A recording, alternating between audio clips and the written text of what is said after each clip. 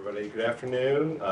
If you are not here for more than one way to skin a cat, diverse perspectives, and emerging journal models, now's the time to slink out.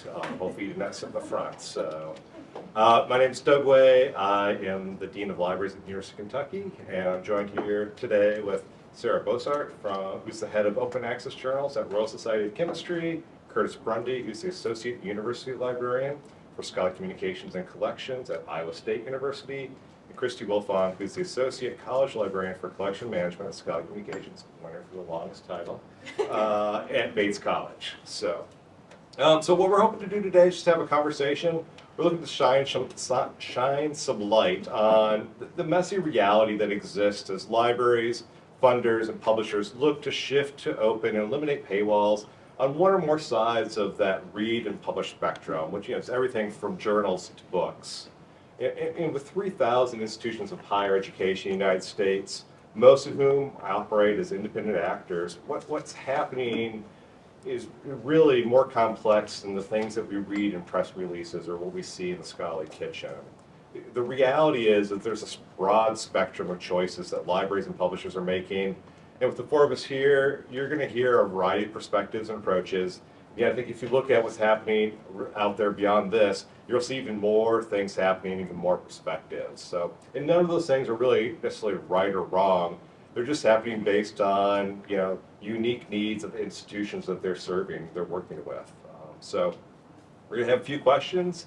Sorry, there's no slides. I apologize for that if you were hoping for a PowerPoint presentation.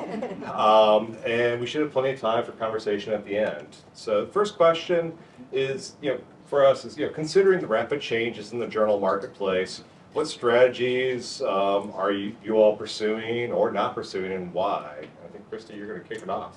Sure. So I would give some context. So Bates College is a small private liberal arts school located in Lewiston, Maine.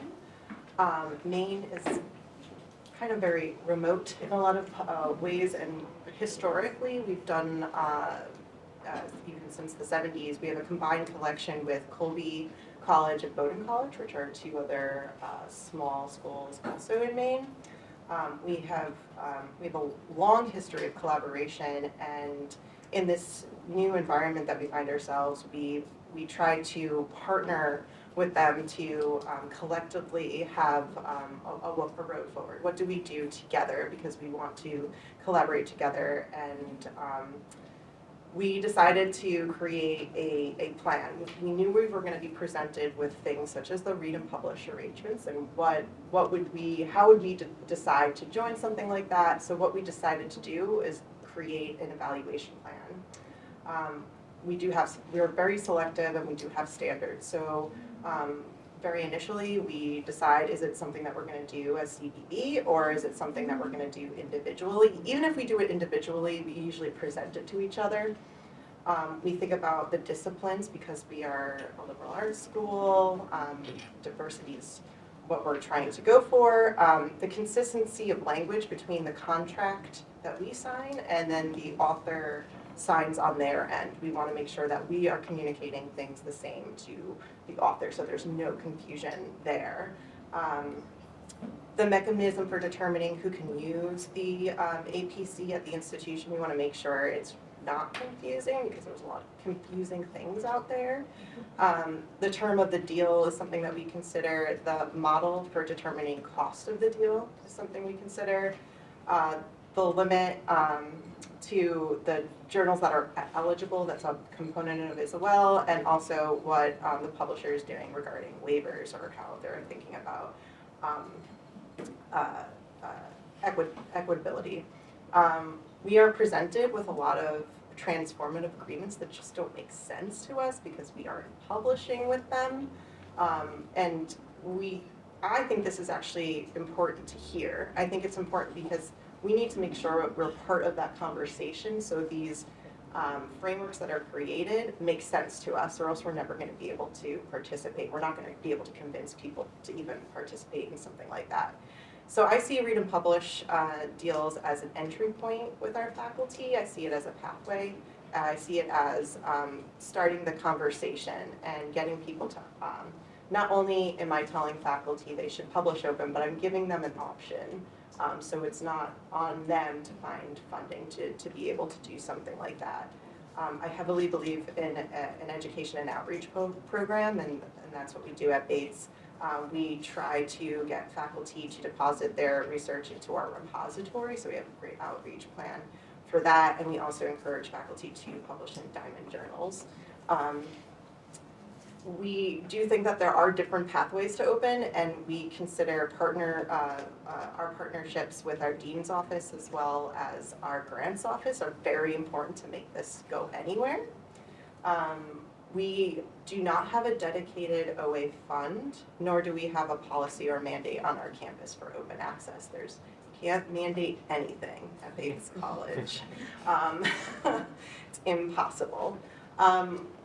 But we are looking towards figuring out a way that we could have an OA fund, but that needs to come not from just the library or the library. It needs to be a campus-wide initiative and support to be able to do that. We have participated in open access monograph programs.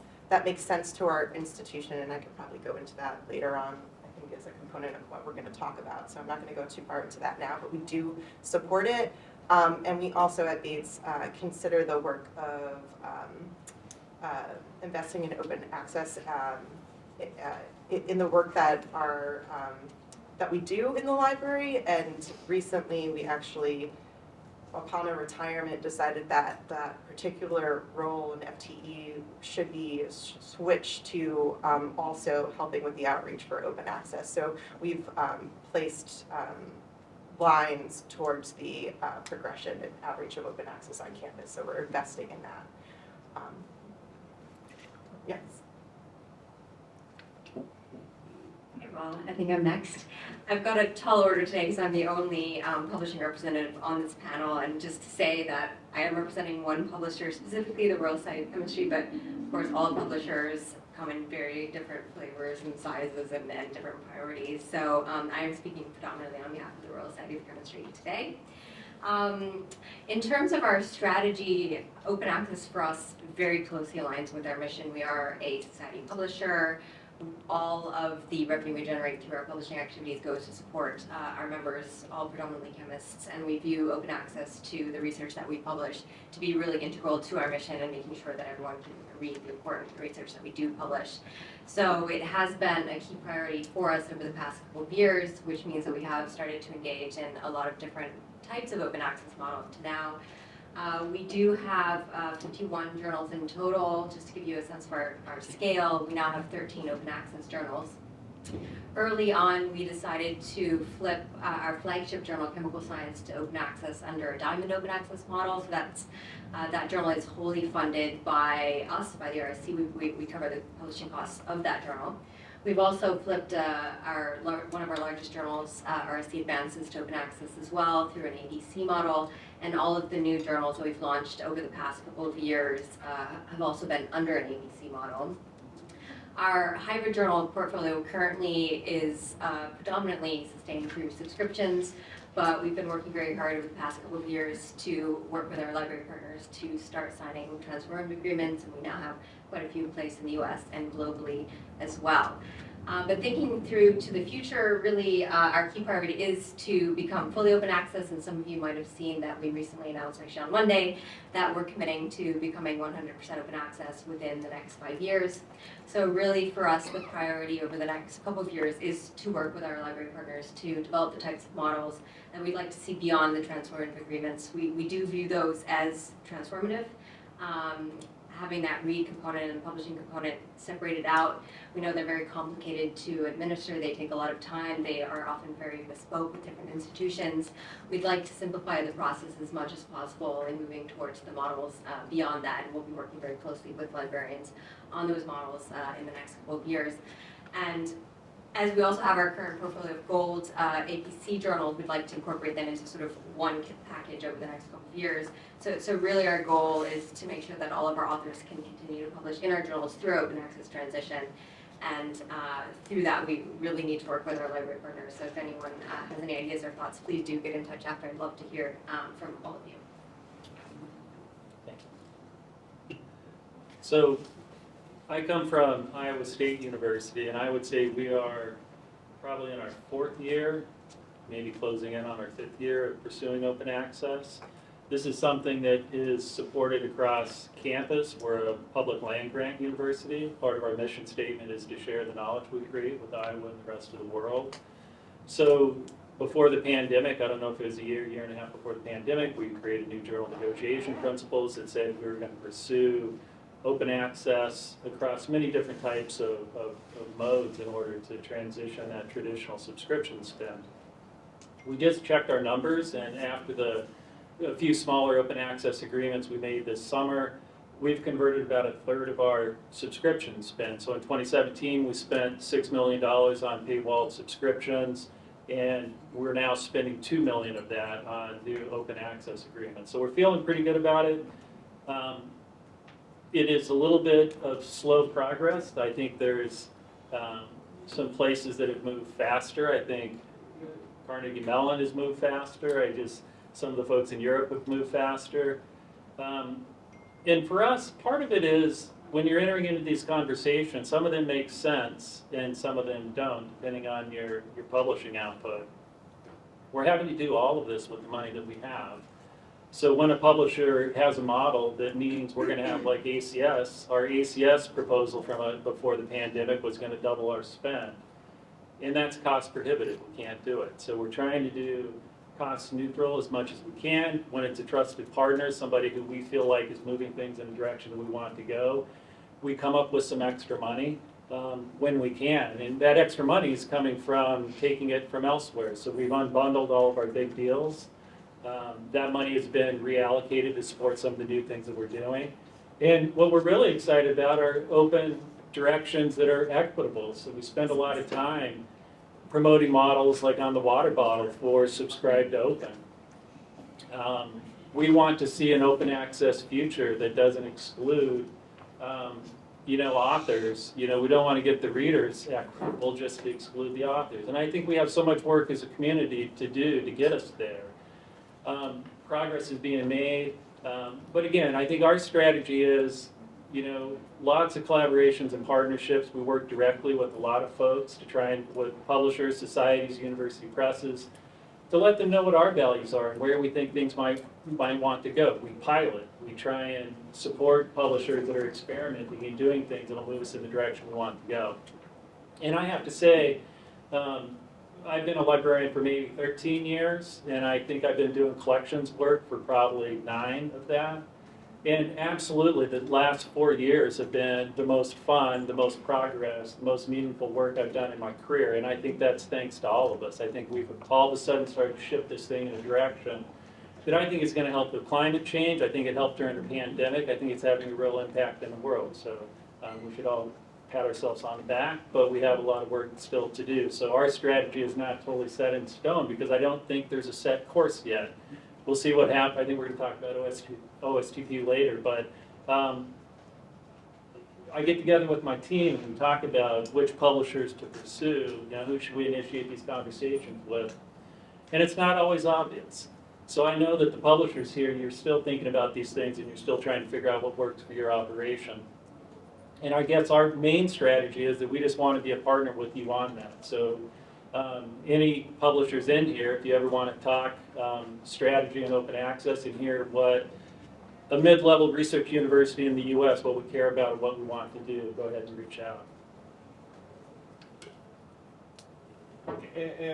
So I'll provide just a slight contrast. In some ways, Iowa State, University of Kentucky, similar profiles, mid-sized, R1 research universities, land grants. But we're in a different spot. We're looking at different things. So right now in Kentucky, we're actually not actively pursuing any read and publish deals or any other approaches for open access when they're not cost neutral. We do have a Cambridge read and publish, and that was cost neutral for us. It didn't cost us a dime extra to make that available. And part of this is local factors that come into play. So I came to Kentucky a little more than 3 years ago. We had essentially one big deal, very few packages, and we weren't in a position to bundle our spends up together and tie those up that often with these transformative agreements we're being asked to do. We also didn't have the budgetary flexibility to shift funds toward these costs, especially when they came at the expense of other things. So for us, pandemic happened, we had to cut $4 million from our budget, and I made a decision as dean to focus on my people and protect our jobs and not furlough people, not lay people off. And instead, we cut open positions, but we also cut 20% of our collections budget. That was a choice that we made, and that in some ways ties our hands and makes our lives a lot more difficult in a lot of ways there.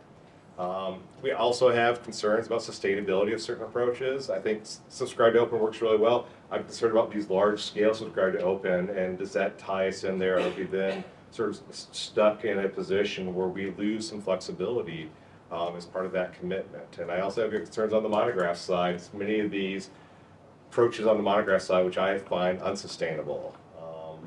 And I think the other piece for us to look at is our campus environment, what our campus looks at. When we look at what's happening on our campus, we see among our faculty not a great deal of interest in APC-driven open access.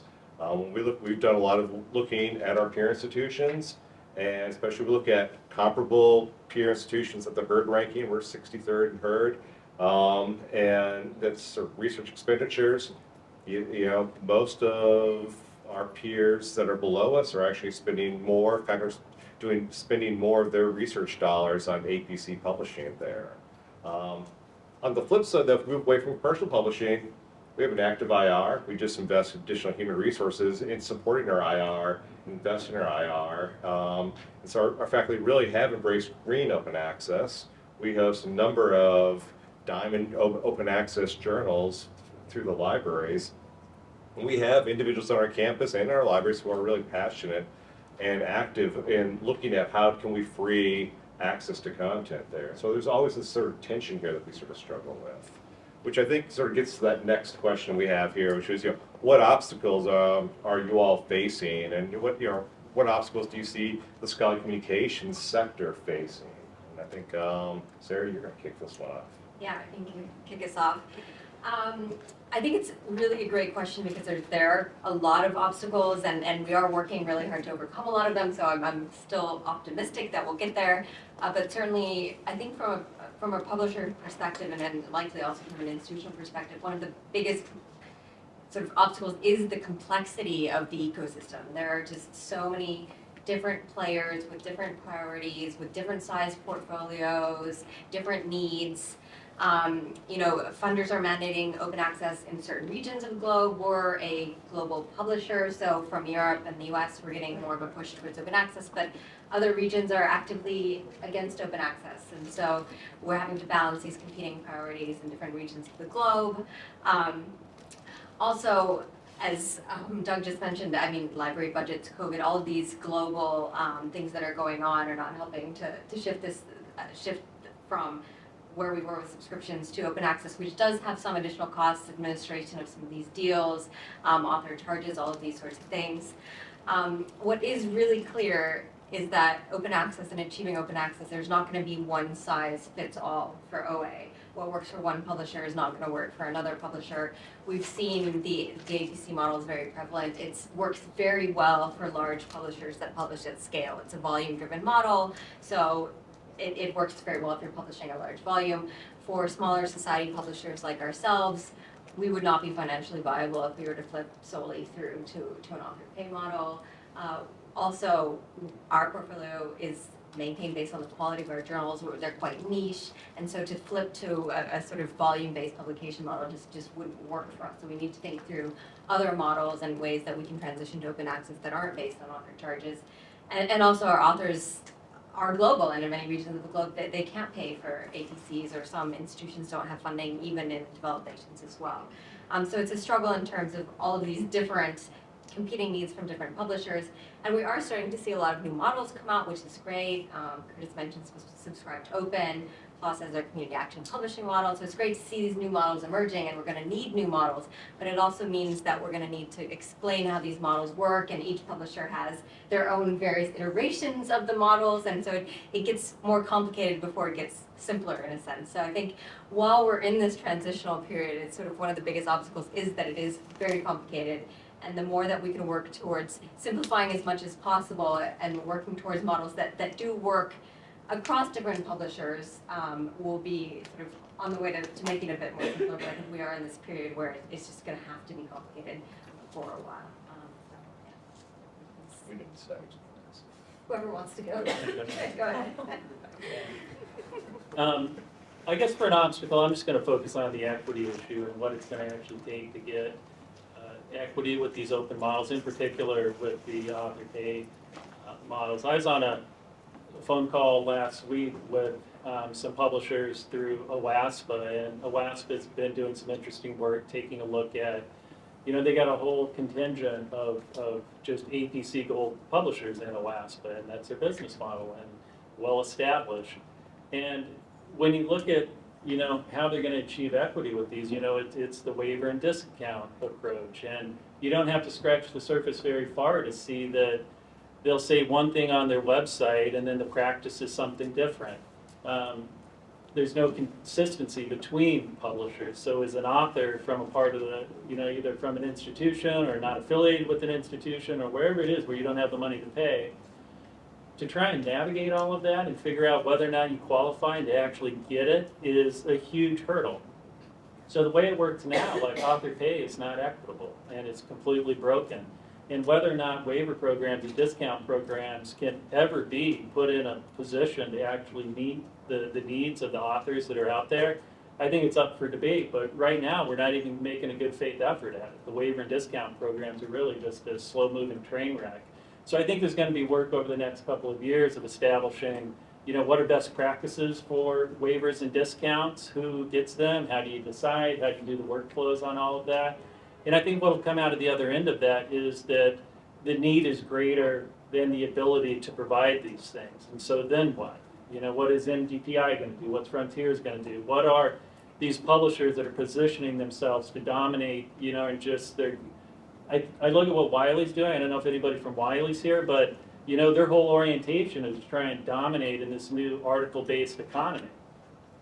And Wiley has not sorted this out.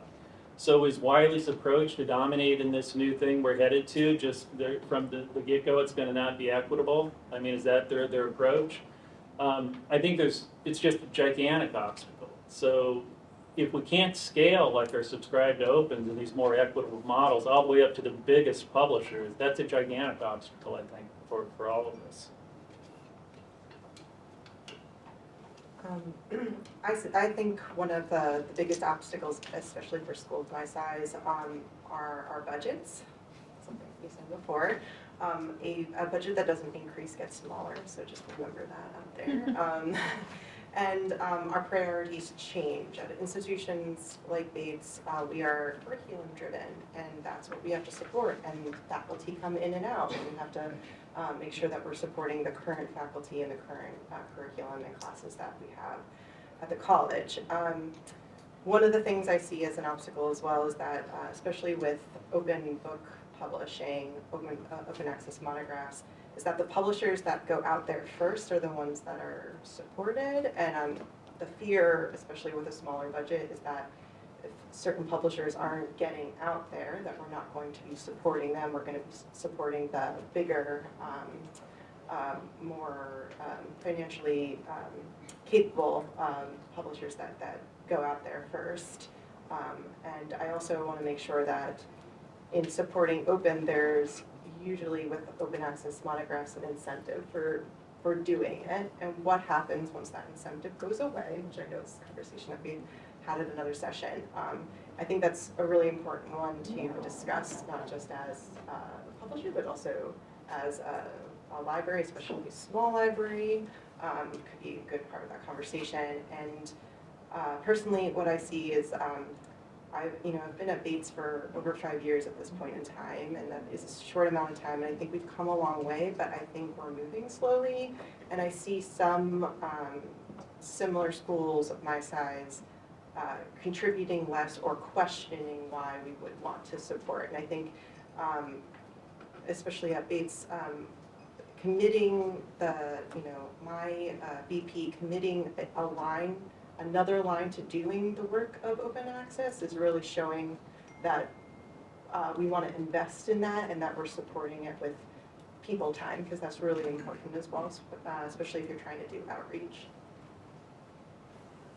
All right, I'm going to jump to our next question here, keep us on time for some discussion here. And so it's, our last question is, where do we see things headed? We think about the OSTP memo that came out, and, I think there's lots of noise and all around that from libraries and from publishers, and, how is that going to impact us? And just in general, where do we see things going? Curtis, you're going to kick this one off? Do you want to go first on this one? Sure, I can go first on this Yeah. one, as I just made my guess disappear. So, yeah, for me, it's interesting. I think certainly a challenge. The crystal ball's a little cloudy here, but I really see the OSTP memo as an incremental step. I don't see it as doom and gloom, as many publishers are saying, and this also, I don't see it as this giant unfunded mandate, as many on the research side and as many libraries say. Today, 1/3 of public access content that goes into PubMed is already available with no embargo. I've talked to major commercial publishers. Only a small additional percentage of what they're publishing will actually be impacted by that memo, by these new policies there. So I think for many libraries, when I look at this, I think many libraries are going to continue to see the READ model as a viable and logical model for the foreseeable future. I don't think public access is going to have us all canceling our subscriptions. It's not actually what our researchers want. They may say they read that, but they want the version of record, and that version of record remains really important to many of our researchers there. I think the real game changer is really around data. And I'd love to say here and say some rosy thing that we would continue to see data owned by the academy, but I don't think most institutions are in a position to do that. I think in many cases, I think we're going to see publishers start to step in and fill in that void. I'm not saying that's a good thing. I think it's actually a bad thing, but I think that's what's going to happen because universities are not willing to invest the dollars it's going to take to retain data, frankly, for the foreseeable future in as many ways, kind of forever. Also a little concerned that publishers are going to leverage the OSTP memo to force the hands of libraries to sign agreements that are not necessarily in our university's best interest. Today, publishers are the ones that are really facilitating compliance with the current OSTP memo, and I think I can easily see a future where that no longer becomes a service that they provide, and they monetize that as a way to either generate additional revenue or again say, well, libraries are going to have to pay extra for that to be able to have them there. So the last thing I'll say in the future, I think in many ways, especially public universities, state budgets rebounded pretty well from the pandemic, but I think we're headed toward fairly shortly a period of challenging budgetary periods again, where the recession's on the horizon. States are relying on one-time federal dollars for ongoing costs. And that enrollment cliff, it's not coming, it's already here. And I think it really impacts less flagship universities and far more privates and the regional public universities there. And I think those budgetary pressures are going to have that impact on that pace of change that we have seen over the last 4 years. And I think we may see a deacceleration of that as people become more conservative during that time of budgetary uncertainty. I think I agree with most of that. Our library uses Unsub to analyze subscriptions. One of the things you look at when you use Unsub is the percentage of a title that is available open access. And that open access can be gold, it can be green. So we're doing some analyses of what percentage, not just across an entire publisher of everything they publish, but how much of it for Iowa State's authors are going to be impacted by the funding of this. And I do think there will be subscription cancellations as a result of this. When you get in and run your Unsub analysis and you're looking at whether or not you should renew something that is moved from 40% being open access to 67% of it being open access, at some point, the value that you're getting from getting that 20%, that 30% diminishes. And if the prices keep going up, that calculation is easier and easier to make. So I do think there will be cancellations, even though we don't know exactly how this thing's going to be implemented. If it ends up with a lot more open access coming from the publishers that are, publishing the articles from these funders, I think we'll see cancellations. But the main thing I just want to mention, my last comment is, I'm really excited about what's happening in the Diamond space. I feel like Coalition S is paying attention to Diamond. I think the Library Publishing Coalition has a lot of momentum. we launched our digital press probably 3 years ago. Iowa State actually sold their university press to Blackwell like in 2002.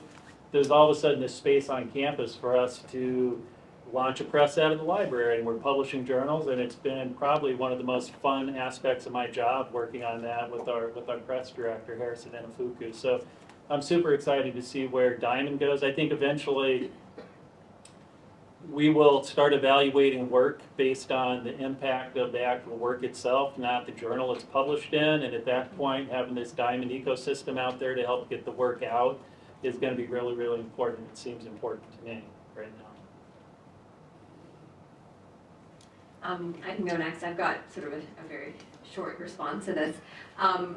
It came out actually, the OSTP memo came out at a really good time for us because we were already thinking through our commitment to 100% open access. So actually to Doug's point, we were hoping that this memo, it is a very clear indication of the direction of travel for open access in the United States. And we do know that other regions globally tend to watch the US to see where things go. So we're hoping that this does facilitate conversations not only within the US but also globally with our customers, such that we're able to work together more towards our goal for 100% open access. To the point about green open access versus gold open access in the version of record, the reason why we are committing to 100% open access for our journals is that we do believe that the version of record is the version that our authors want to see, and it's only through being able to have the deals at the institutional levels that will support our journals that we can actually have the version of record through gold open access be available. So that we are hoping that the memo does sort of kickstart a lot of these discussions, not necessarily for price increases, but just so that we can even sign more deals with institutions that up until this point haven't even considered open access deals. So I would say I'm a very optimistic thinker in everything in my life, but I really do think I'm optimistic about this. I think we're heading in a better direction than we were at the start, and I see the OSTP memo as a mechanism I can use to increase the awareness of open access publishing, and it has already started conversation on our campus with the grants office, who, didn't actually know about this until I said something, and our dean, who has now been asking really great questions about the sustainability and what they can do to help out. So I see it as a really good thing and optimistic, and I just hope that whatever does happen is that it is seen as a benefit to the authors, to our authors, and not an annoyance or something else that bureaucratically they have to go through to get to an end product and be in compliance. That's what I would add. All right, awesome. Glad we hit an optimism and not like my angry old man. That's what I'm feeling. So we're successful in giving about 10 minutes here for discussion. So if people want to make a comment or ask a question, you can do that. And I think we are forced to repeat that. So when people watch, all the people over the world that will watch this in 2 weeks, they will hear what was said.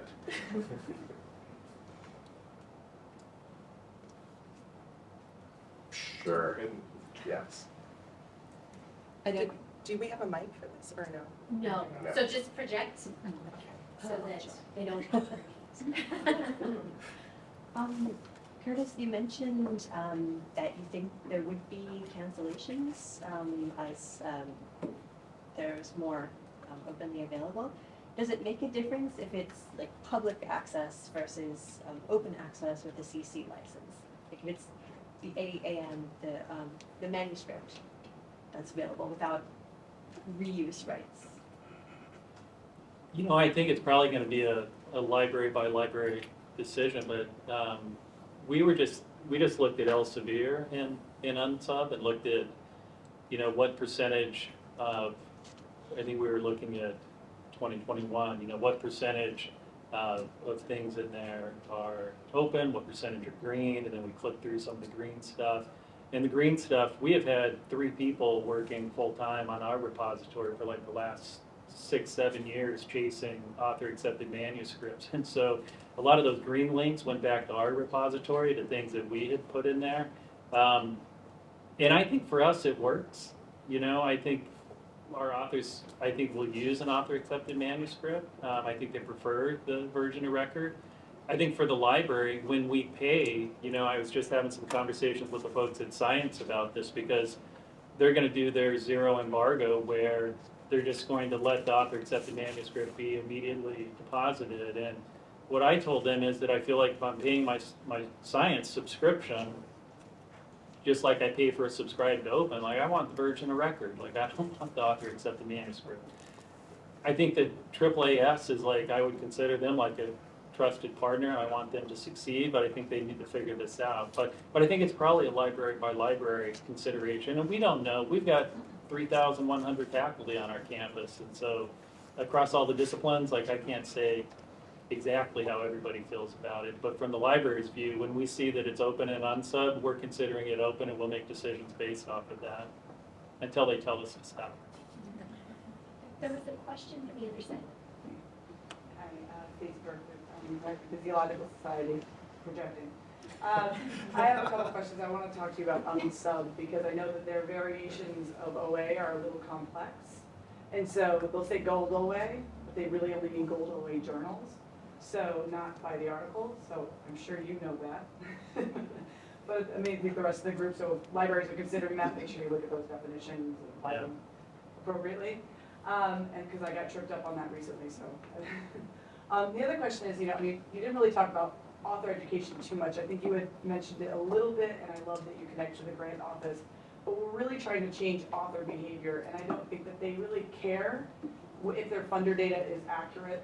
And so how do we educate them better? And who do you think is responsible for that? And maybe it's everybody, and how do we collaborate? I'm trying to think about that. Well, I feel very lucky at Bates that we have a really great grants department that's working with faculty to make sure they're in compliance with every step of the way. So I feel like it's unfair for me to say something right now. I don't know if you feel differently, but. I could say at my institution, which is a lovely place, and we have lovely faculty who care greatly about the research projects.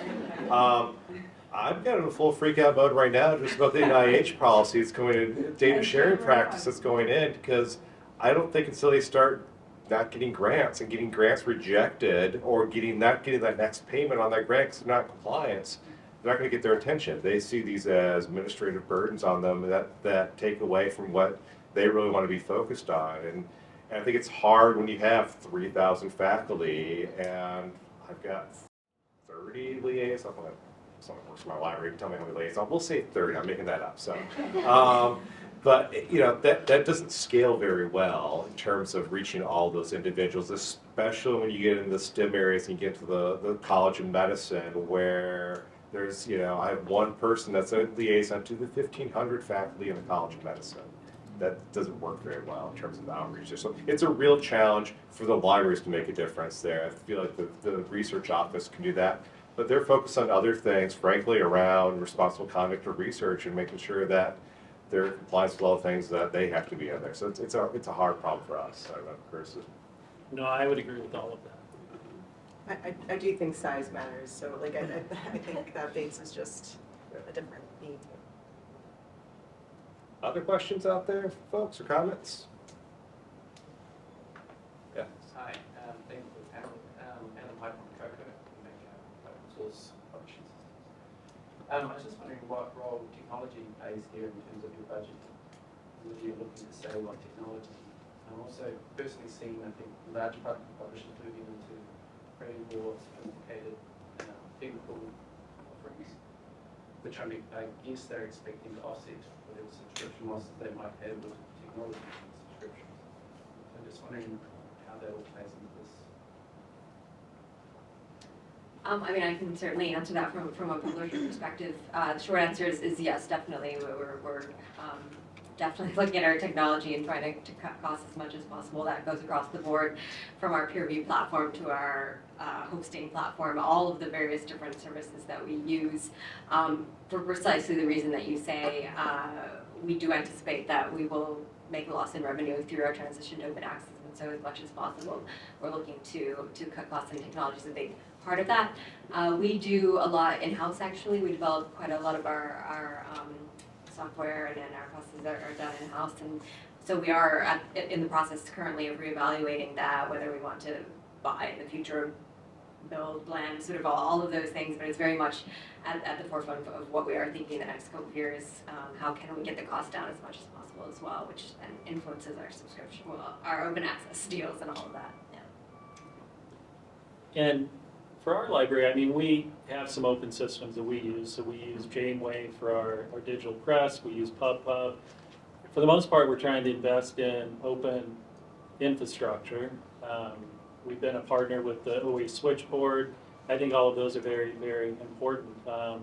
We were a development partner for OABLE at Knowledge Unlatched, and then Knowledge Unlatched gets scooped up by Wiley. This is a story we see over and over and over again. So, you know, however the saying is, you know, burn me once or burn me twice. Don't burn me again. I don't want to get burned on this infrastructure anymore. And I think libraries know this. And I think one of the things we just put together is new open investment criteria. So when these new open infrastructure things come forward, it's not necessarily something that even we use directly, but whether it's the DOAB or some of these core infrastructure things, like we put in place now a process in the library where we can explain to faculty, we can explain to the provost why it is that we're investing in these particular pieces of open infrastructure. And that's something that's it's really important, because I have kind of dreaded a little bit getting a knock on my door and trying to explain why we support this piece of open infrastructure, not that piece. And I feel like we can do that now. Yeah, I'll say from our standpoint, I think it is a desire to invest in open infrastructure. I think it's a desire to be able to support the development of that, but frankly, hiring developers today for us is just about impossible. We've somehow were able to hire a programmer, and I was talking to the CIO of the university, and I said, I need someone that knows Ruby and that knows Python, and he just laughed at me. And I hired this person, and I had to go to the president of the university to be able to offer the person the salary. The person was taking a pay cut to come work for us because he wanted to work in libraries. It's a real challenge for us, but I think there's a real wariness on commercial solutions and the consolidation of the market and a closed system that many of the tech providers are trying to offer today. And I think I'm very wary of those things. I was just going to add, and you kind of said it in what you were saying, if we're thinking about open source infrastructure and the need for development of that, small institutions, it's kind of not there at all. So if we wanted to support something, we don't necessarily have a person power to make that develop and bigger and conform to what we need to see out of it. So there's like a little bit of a barrier there. I'm getting the watch time, so we are at time here. So I just want to thank all of you for attending here today, and thank all the panelists here.